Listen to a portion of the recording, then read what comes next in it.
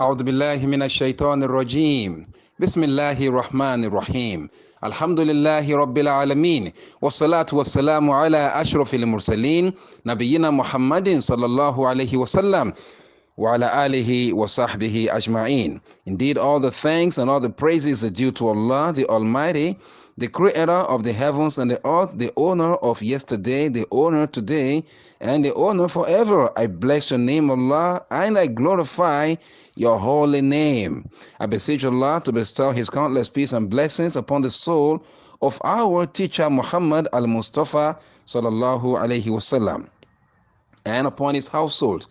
May the peace and blessings of Allah be with you out there, dear listeners far and near, as we take the message today. Today, we're going to be talking about good neighborliness. Good neighborliness. How important it is for us to have good neighbors. Does having good neighbor have anything to do with our personal safety and security? What about a bad neighbor? If you have a bad neighbor, what happens to you? Can you sleep with your two eyes closed? All right, let's take a look at this. But to start with, we will be asking the question, who is a neighbor? Who is a neighbor? Now, it's important for us to note that many a times we look at our neighbors as those who live next door. I mean, those who live the next door, the next house, or the next street. These are our neighbors. We see our neighbors as those whom, when we wake up in the morning, we see them. Before we go to the bed and to go to bed in the evening, we see them. These are our neighbors, those whom we interact with. Right? We greet ourselves, we play with ourselves, we rejoice with ourselves, and at the time of challenge, we also face the challenge together as by providing the support base. Now, these are neighbors, actually. These are neighbors. But beyond that, we also have our neighbors who are not necessarily staying with us. We're talking about those whom we see on the streets while transiting, those whom we sit together with in the bus or in the train, or we stay together in the car park, in the aircraft, or wherever you. These are also our neighbors. Just that the time may not be as much. Sometimes we have a neighbor of 1 hour, a neighbor of 30 minutes. What about the office?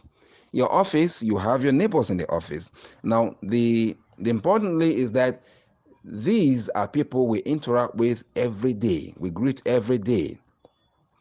But there is an important point here that we need to note, that each neighbor has a right and we have responsibilities too. There is a need, therefore, to respect each other's space and boundaries, because when we do that, it will reduce tension in the neighborhood. And most of the things that spring up tension in the neighborhood or between neighbors is when you don't respect each other's space and you think that you can do it and get away with it. Right? Now, going forward, we'll be asking the question, who is a good neighbor? Who is a good neighbor? A good neighbor is the person that carries out all these aforementioned duties. He greets you, plays with you, rejoices with you when you are happy, provides support base for you when you have a challenge. The person whom, when he or she hears a noise from your house, will come and knock at the door. It's raining and the person comes to take your cloth off the rope, of the line, because he doesn't or she doesn't want the rain to beat it up, to wet your clothes. The person would provide the little kindness to you. That is your neighbor. The person who faced with you at a time when you are happy, that is your neighbor, and that is a good neighbor.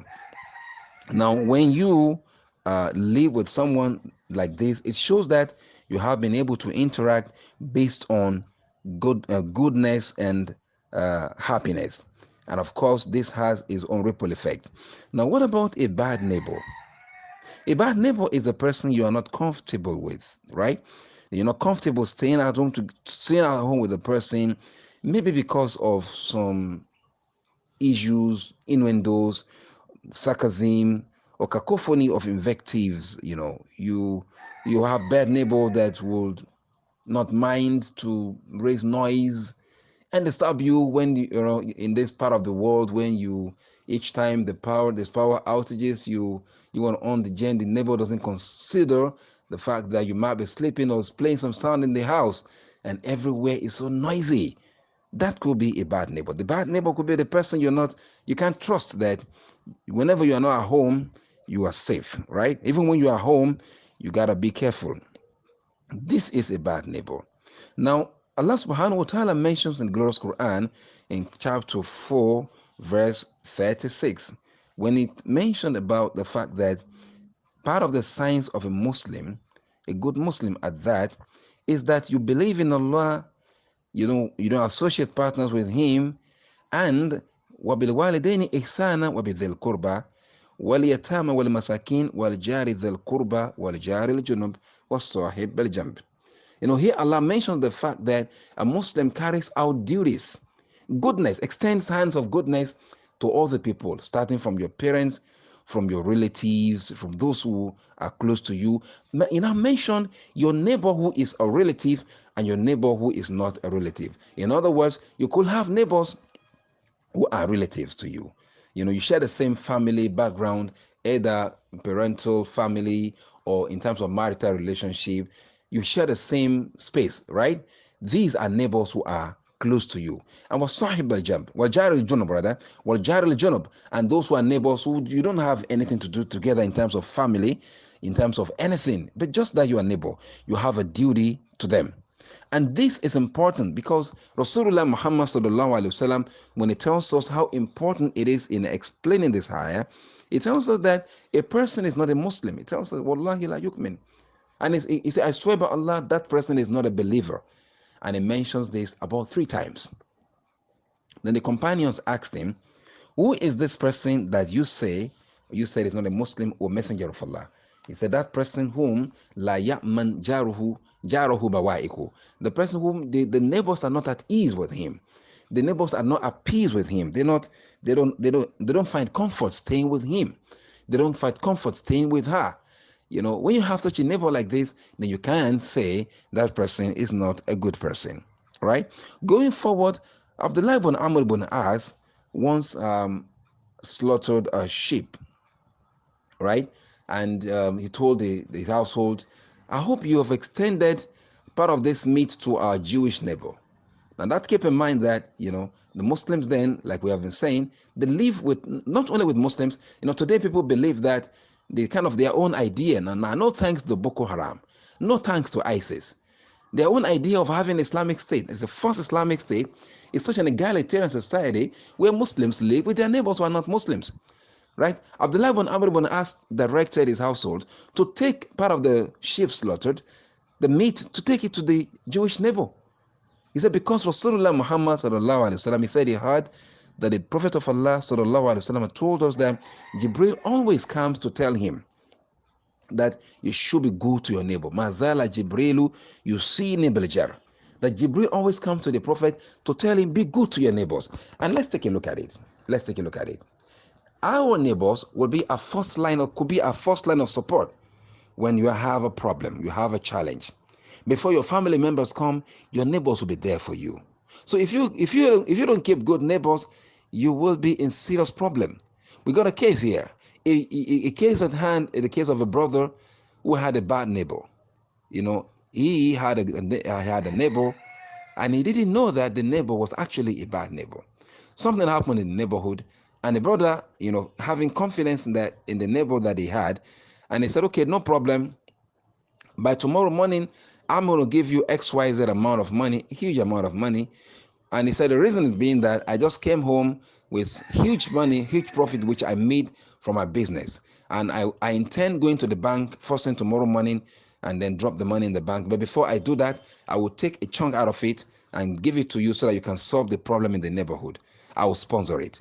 And this man just did it by himself, out of his own volition, that he feels that he should be responsible, a responsible neighbor, and try to do the needful in rendering assistance to those who are his neighbors. He didn't know that as soon as he told his neighbor, the neighbor picked up the cell phone and called some armed robbers and told them that, hey, guy, I got a neighbor who has some money, and right now in his house is about 10 million naira, and let's go get it, and then you give me my share, you take your share, and then we share together. Around 12 midnight, some guys banged at his door. That's the neighbor's door, and they forced it open, covering their faces with hood, right? And because the man couldn't see their faces, all of them, they had hood on. And they challenged the man. They said, "You have money in this house?" He said, "I don't have money." "So you have money? We know you have money, so bring it out or we'll kill you." Said, okay, okay, fine. The man said, "Okay, I have money." So he went inside, brought the 10 million naira and dropped it on the table. And as the armed robbers were about going, he said, "Please, can you do me a favor? Please, just give me," he mentioned the amount, "give me so amount of money out of the money, because I promised my neighbor, and I don't want to be a liar to him. I promised my neighbor that I'm going to give him so amount of money in order that he might solve a problem in the neighborhood. Could you please do me this favor, and please, so that I don't become a liar in the presence of my neighbor, please?" So the leader of the armed robbers said, "You're thinking about your neighbor? Who is that neighbor?" He said, "My neighbor next door to me. I promised him." Okay. And so the leader of the armed robbers went to that neighbor and removed the hood on his face, removed the mask on his face, and asked the man, "Is this that your neighbor?" He said, "Yes, that's the neighbor." How come?" Then the leader of the armed robber shot that neighbor dead, right in his presence, shot him dead. And he told the man, he said, "You are a good neighbor, but he is a bad neighbor, right? You intend good for him, but he was the one that told us that you have money in your house. How will we have known that you have money if not because you have a bad neighbor?" This shows how important it is for us to keep good neighbors. Now, keep in mind, my brother, today we have problem in the society, and we're talking about problem of security. That if we have insecurity percolating the warp and the woof of the society, I think we need to look at the quality of our neighbors. What kind of neighbors do we have? Because people around you are the ones that will have information. People who are distant can never have information about you. But when people around you compromise your information, then there will be a problem. And that problem will come as a result of bad neighbors. My brothers, my sisters, dear listeners far and near, I want you to understand that today we are neglecting the importance of our neighbors with what we do. And this is against the backdrop of the fact that when you have bad neighbors, your bad neighbor can be the first problem that you have when you talk about insecurity. Now, what do we do with our neighbors? Today, we oppress our neighbors. We want to show to our neighbors that we have the money. We want to show to our neighbor we have the children, we have the property we want. You want them to know that we are superior, right, in terms of everything. But this actually is not correct. Now let's take a look at Rasulullah Muhammad sallallahu alaihi wasallam. What are the values enunciated by the Prophet sallallahu alaihi wasallam talking about treatment of neighbors? The Prophet Muhammad sallallahu alaihi wasallam said, if you have a neighbor and you cook food in your house, excuse me, you cook food in your house, and the food can have some aroma, and the aroma gets to your neighbor, he said, don't eat the food until you have passed some bit of the food, some part of the food to your neighbor. Don't eat the food alone. Number two, if you buy gift for your children, right? You buy gift for your children, and your children have to play with the gift. He said, don't take the gift out to don't take the gift out to your children until you have given some of the gift to your neighbor. Because if you take the gift alone, then it's unfortunate. Then that means that your children would oppress your neighbor's children if they go out to play with the gift. If you buy gifts for your children, buy gifts for your neighbor's children. If you can't afford to buy gifts for your neighbor's children, then keep the gift of your children hidden so that they don't use it to oppress your neighbor's children. Now, what about if you have fence? If you want to build fence in your house, do not build the fence of your house to block the air getting to your neighbor's compound, right? This involves you want to burn you want to burn some grasses, some dry grasses, you want to do something. Do not do it in a manner that the smoke will enter into the houses of your neighbor. Your generating set makes noise, a whole lot of noise. Do not switch it on in the midnight when you know that your neighbors could be sleeping. When of course you know that the noise of the gen can constitute a kind of a noise to your neighbor. This is how you treat your neighbor. Furthermore, Rasulullah Muhammad sallallahu alaihi wasallam, he taught us to show little kindness to our neighbors. Showing little kindness to your neighbor implies that you extend little assistance. For example, your neighbor comes to you, hey, excuse me, ma, do you have salt? My salt just got finished. Do not tell your neighbor, go to the market. Don't come to my house. Don't you know the road to the market? That's a bad neighbor, man. Your neighbor come to your house. I don't have water in my house. We were not able to get some water. Could you give me a bucket of water? Don't tell your neighbor, I can give you. No. When you know you have the water, this is bad, right? Treat your neighbor in a manner that your neighbor is at peace with you. Show a little kindness, right? Show a little kindness to your neighbor. Do not live in your house like a king. Live like someone who is willing to render some assistance. Now, where are our neighbors? Where can we find our neighbors? Aisha radiallahu anhu tells us that our neighbors could be those who are in within this time, the space of arba'una daran min kulli nahiya, that 40 houses in all areas, to the right, to the left, to the front, to the back. These are your neighbors. And of course, I know some other scholars, Hassan al-Basri and al-Awzai and others, they share the same opinion, right? That your neighbors are those who are within your vicinity. Now I challenge you, what are you to your neighbors? What kind of, in the neighborhood, especially you live in houses where you interact with other people in the same block of flats, what kind of a neighbor are you to them, right? If you are a good neighbor, then you have succeeded, because Rasulullah Muhammad sallallahu alaihi wasallam, you have good neighbor, you have succeeded. He said that if you want to choose a house, before you choose a house where you're going to live, you want to build your house, first choose your neighbors. Choose who are those that are going to be your neighbors before you consider choosing a house to stay. In other words, choose your neighbors before you choose your house. It is important for us to note, by way of recapping here now, that when we interact together, when we greet ourselves, when we play together, when we rejoice together, we provide support base to ourselves, then we are only showing that we are good neighbors. Because good neighborliness involves rendering assistance, no matter how little it might be, rendering help, no matter how little it might be. But whenever this breaks down, then there is no good in the neighborhood. On final note, if there is any problem the world is having today, in terms talking about the insecurity and the challenge going on in some regions like Ukraine and Russia, this is a breakdown of good neighborliness, right? We pray Allah to restore peace in the troubled areas. This is a sign that there was a breakdown of good neighborliness.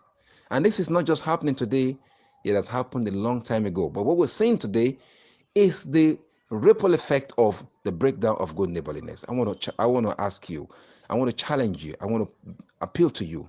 Be good neighbors wherever you stay. Keep good neighbors to yourself. Be good neighbors to yourself. Make certain that what comes to you from your neighbor is goodness. Don't speak bad about your neighbor. Don't look down on your neighbor. Do not oppress your neighbor with whatever you have, right? Keep good nature with your neighbors, and the society is going to be a better place for us all to live. Final note, I want to pray Allah in His mercy to give us peace and happiness, security in the world. The world is going through a phase in our history. I ask Allah in His mercy to restore peace, happiness, and harmony in the world, so that one more time you can heave a sigh of relief. I ask Allah in His mercy to bless you too, bless you in your neighborhood, wherever you may stay. I ask Allah to make your neighbors to be the people that will provide peace and security for you, and not the people that will bring harm or infliction, kind of inflict you with any form of evil or calamity. I ask Allah to bless us all and grant us peace and harmony. وصلى الله وسلم وبارك على نبينا محمد وعلى آله وصحبه وسلم. I want to thank you most profoundly for finding time to listen to this message today. And as you have listened, I ask Allah in His mercy to bless you all. I want to request you to please find time to share this message on your social media platform. And as you do that, Jazakumullah khairan, may Allah reward you and bless you. Supposing you have comments, question, correction, or what have you, please feel free to call my mobile on 080-668-28576. May Allah reward you. I remain yours sincerely, Imam Tawfiq Miqdad. Jazakumullah khairan. Thank you. Ma'as salamat.